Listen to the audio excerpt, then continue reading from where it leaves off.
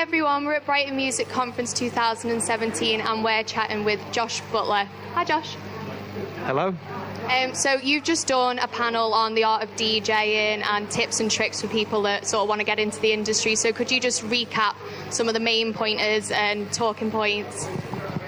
Yeah, so the main talking point really was technology and how we implement technology, from back in the day when we all grew up with vinyls and simple DJ setups to Tractor and Ableton setups and stuff, and how they can benefit us.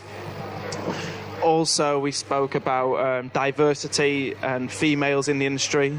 Sam Devine was on the panel as well, so I think it was quite an important topic to cover. And how do you think that's moving forward, diversity? Because I think that was a panel at last year's conference, and sort of like getting women more involved and just opening it up to a new and different audience to get girls coming through as well as boys. So how do you think that that's progressing? Yeah, well, I think over the last few years there has been a lot more females coming through. Lauren Lo Sung is one of the, she's from our neck of the woods as well. She's a great up-and-coming female DJ. So it goes to show that there is more females getting interested in this stuff.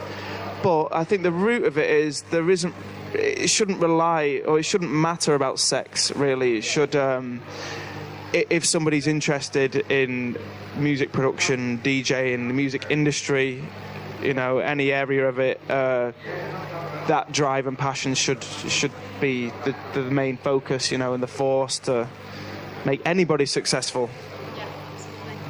And another interesting panel that we attended before was about saving nightlife, and obviously we covered things like fabric and closing and reopening, but how do you think that the UK's nightlife scene is at the moment? And maybe you could shed a light on what it's like in Liverpool, where we're sort of from, because I know that there's, certain venues that are at risk there. Yeah, well, I've got my finger on the pulse more with Manchester than Liverpool, because I was a resident at Sankey's, which obviously shut down earlier this year due to apartments, which seems to be the case with a lot of UK clubs at the moment. There's more residential properties coming out of what were clubs. And I think that the week in, week out sort of clubbing scene is getting lost, and it seems to be becoming more of a monthly, like, a special event type thing, like for festivals or indoor festivals and stuff.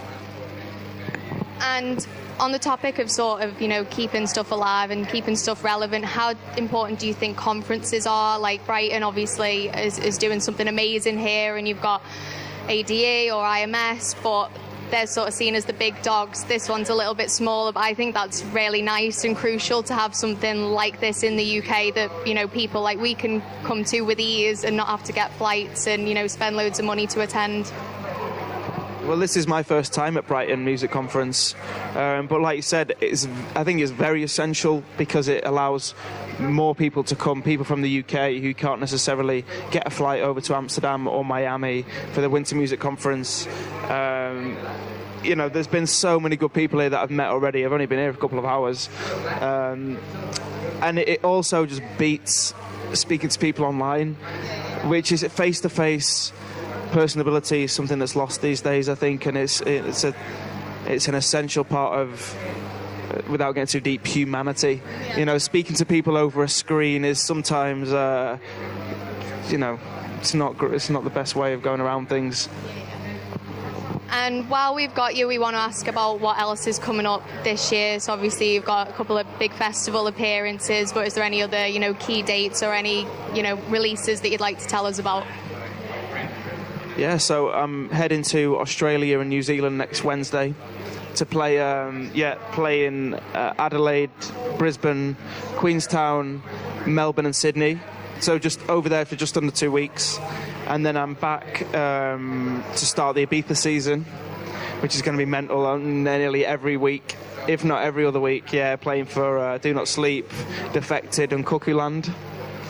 And like you said, on top of that, festivals, also lots of releases. I've just started my own label called Origins Records.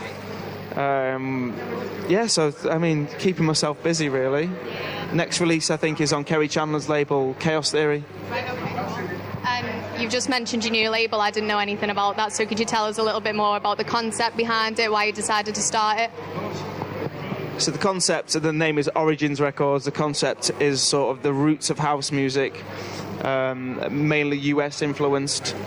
So I launched by doing a series called The Heroes of House, where I did a collaboration set with Marshall Jefferson, Kerry Chandler, Todd Terry, and Robert Owens.